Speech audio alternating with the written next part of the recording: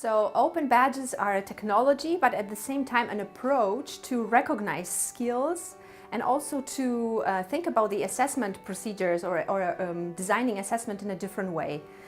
So what you can do, you can use open badges as a very easy to use technology to recognize any skills, also the skills that normally you would not even want to or you wouldn't recognize in a traditional system or would maybe remain invisible. So you can do many things inside higher education to recognize engagement, recognize the skills, also the engagement in social terms. So if students, for instance, support the refugees, also things that we have done at my universities. These are all the examples that happen inside the system, but normally never get a recognition.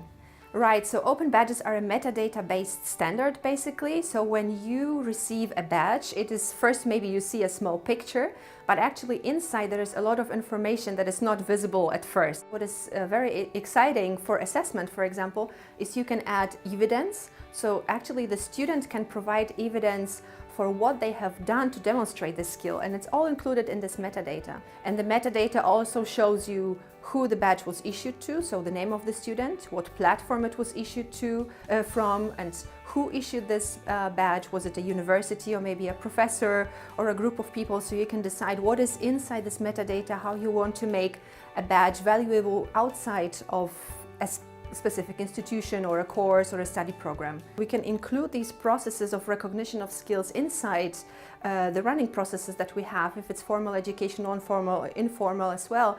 Like MOOCs, for example, it can be also the case. In the MOOC, people do different things, engage in different activities, show different skills. Why not to recognize these skills? Why always focus on the content, on the topic of what was learned? I think it's also very much in line with the Bologna process that we look at the output and not on the topic, on the theme, but really what is the output that the people are able to demonstrate at the end.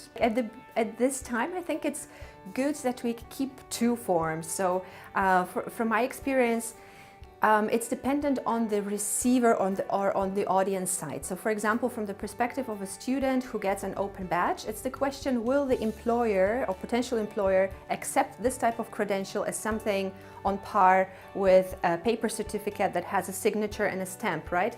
And it's not the mainstream yet, it's not recognized by the employers yet. So I think in this transitional phase, we have to keep the two forms. We have to have the digital, but we need to also offer the paper, because it's in some, for example, in some communities or for some employers, it is still more important, and they still maybe don't, not that they don't recognize it, but they don't value it as much. But I think with time, we will see if they exist parallel or if the digital will actually replace the paper.